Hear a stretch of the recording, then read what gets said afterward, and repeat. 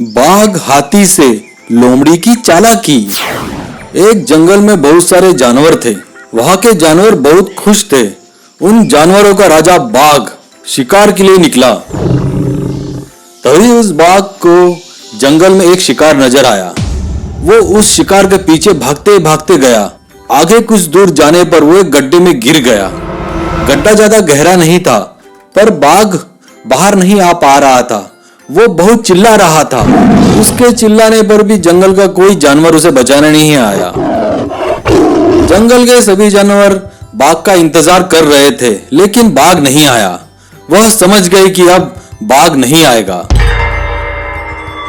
जैसे ही बाघ ना लौटने की बात लोमड़ी को पता चली, वो अपने दिमाग में सोचने लगी, अरे जंगल का राजा बाघ अब नहीं आएगा, तो इस जंगल का राजा मैं बनूंगी।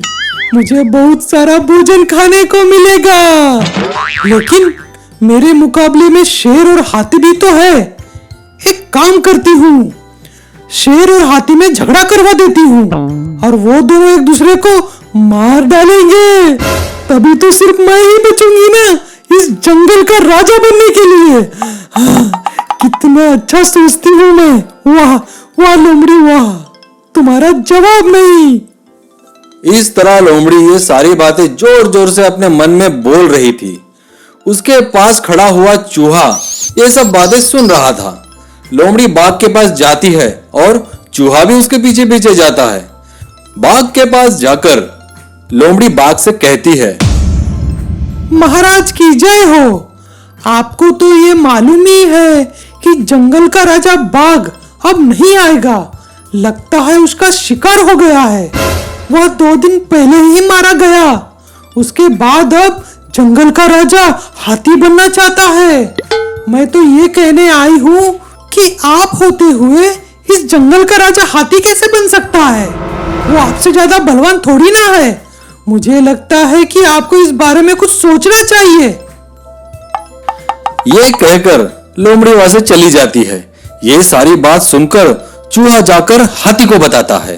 हाथी और चूहा शेर से मिलने आते हैं। रास्ते में उन्हें बाघ की आवाज सुनाई देती है और वो दोनों गड्ढे के पास जाते हैं। देखते हैं तो गड्ढे में बाघ गिरा पड़ा है और बाघ मदद की पुकार कर रहा है। हाथी बाघ को ऊपर खींच लेता है। शुक्रिया दोस्त, तुम्हारा बहुत बहुत शुक्रिया। तुमने मेरी जान बचाई। मैं 2 दिन से इस गड्ढे में पड़ा था और पानी पीकर जिंदा हूँ। महाराज की जय हो। लोमड़ी ने आपको जंगल में ना पाकर शेर को राजा बनाने की ख्वाहिश ला दी है। मेरे और शेर के बीच लड़ाई लगाने चली है ताकि हम दोनों एक दूसरे को मार दे और जंगल का राजा वो बन जाए। ये सुनकर बाघ को बहुत गुस्सा आता है। जाओ जाकर बताओ कि मैं अब जिंदा हूं। ये बात शेर को जाके बताओ और लोमड़ी की सारी चाल भी बताओ, समझे? हाथी और चूहा ये सारी बात जाकर शेर को बताते हैं। शेर को ये सुनकर बहुत गुस्सा आता है। ये लोमड़ी की इतनी मजाल, मैं उसको सबक सिखाऊंगा। इतने में लोमड़ी दूर से हाथी और बाघ को आते हुए दूर से ही देख लेती है और पेड़ के पीछे दुबक जाती है। शेर लोमड़ी को देख लेता है और अनजान बनकर हाथी से कहता है, अगर मुझे कहीं लोमड़ी दिखी तो मैं तो उसे कच्चा ही चबा जाऊंगा। वो अपने आप को क्या समझती है?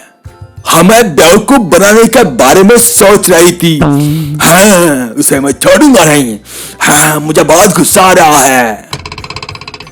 लोमड़ी को पता चल जाता है कि उसका भांडा फूट चुका है। वो तुरंत वहां से भाग लेती है और दोबारा पलटकर कभी इस जंगल में नहीं आती। तो दोस्तों, कभी किसी और की बातों में आकर हमें अपनों से कभी लड़ाई नहीं करनी चाहिए। यह मजेदार कहानी अगर आपको पसंद आए तो हमारा चैनल जरूर सब्सक्राइब करें और बेल आइकन प्रेस करना तो बिल्कुल ना भूलिए। हम जल्द ही लौटेंगे एक मजेदार कहानी के साथ में। शुक्रिया।